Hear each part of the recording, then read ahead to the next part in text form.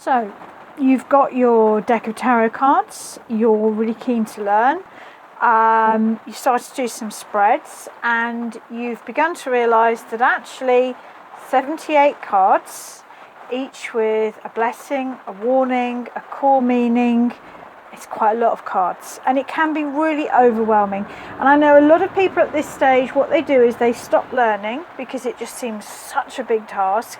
They don't know where to start, and they start putting spreads out, going straight to the book, and it's really hard to then get into the habit of learning the cards when you're because there's some amazing books out there, when you're so used to just going straight to the book.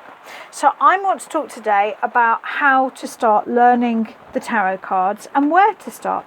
I'm using the Druidcraft deck today, but this technique will work for any tarot deck. It will work better for decks that are based on Rider-Waite, but it will work for any tarot deck. So the first thing you need to do is you need to get your tarot deck and you need to sort them out. And the first thing you sort out is the suits. So you should have 40 cards now. This may differ slightly depending on your deck, but basically you're going to have 10 aces, okay? Ace through till 10. 10 cups,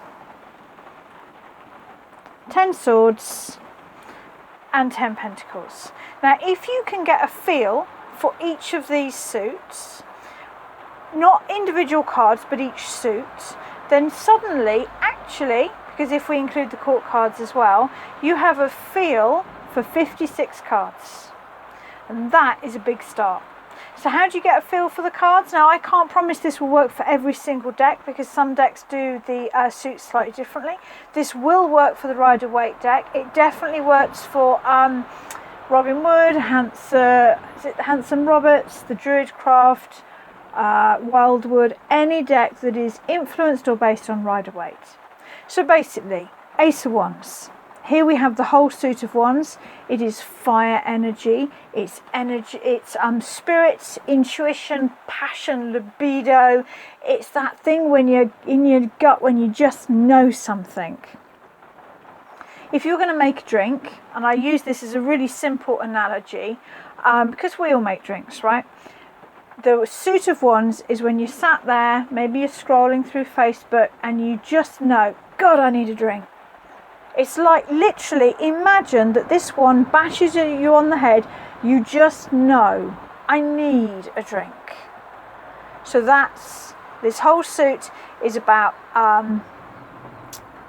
passion, intuition, it's energy, it's non-physical. It's hard to put into words because of that. But in making a drink, this is, I need a drink. Then we have the suit of cups. It's water, feminine, it's your heart, your emotions, your soul. How do you feel? If you get a lot of wands energy, it's about the beginning of an idea, it's about your energy levels, it's about your passion. If you get a lot of cups cards, it's about your feelings. So in our drink analogy, this is going to be that sort of flowy thinking that you do when you go, what do I feel like? What would it feel like to drink a cup of tea? What would it feel like to have a beer right now? A lot of people overlook that part of thinking. It's when you feel your way through something. Then comes the suit that a lot of people don't like, but actually I think it's a great suit, the suit of swords. What I love about the Druidcraft is literally here we have the suit of cups, the water. So when you've done that feeling your way through an issue, you know what you want to do. You have one clear idea. This is air, and this represents your logical mind, communication and words. This is the point where you go, I am going to have a cup of tea. It is too early for beer, too late for coffee. I will have a cup of tea. Now, if this is a business idea, maybe the wands represents your passion. I'm passionate about tarot. Maybe the cups represents feeling. I don't feel right telling fortunes. I don't feel right doing this.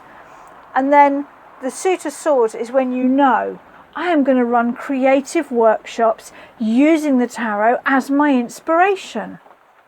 Because you've spent time connecting with how you feel about all the different options.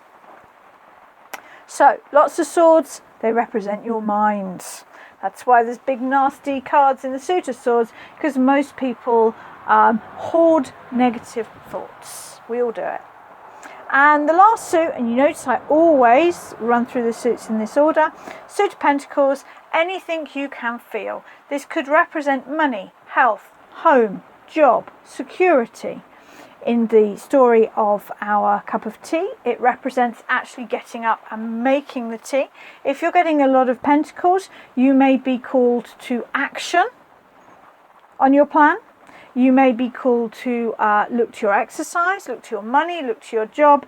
You should be able to, by fully understanding the 4 suits, when you look at a spread, you should be able to instantly tell, is one suit dominating? Or is one suit completely missing? And it gives you a feel. If you've asked about, say, a house move or a job prospect, it should be able to tell you, am I in tune with my passions, my energy levels? Is it my emotions that's the problem? Am I not feeling right about this? Am I self-sabotaging? Do I actually need to get on and do it? So for me, that's the first way. The major arcana, which will be your cards with numbers and names, they're actually quite easy to read because each card is a story in itself. So I always teach and I always advise people to actually leave these till last because they are easier to understand. It's the minor arcana that, because there's so many of them, that people push to the end of the learning experience, and they're so used to reading with the book that it's then a big jump to actually learn. So I hope you found this helpful. I will be uploading another video really soon. There's quite a gap between the first and the second video because we've actually acquired a brand new puppy, which seems to have taken up too much of my time. The next mini video will be on the court cards, and then after that I will do the major arcana.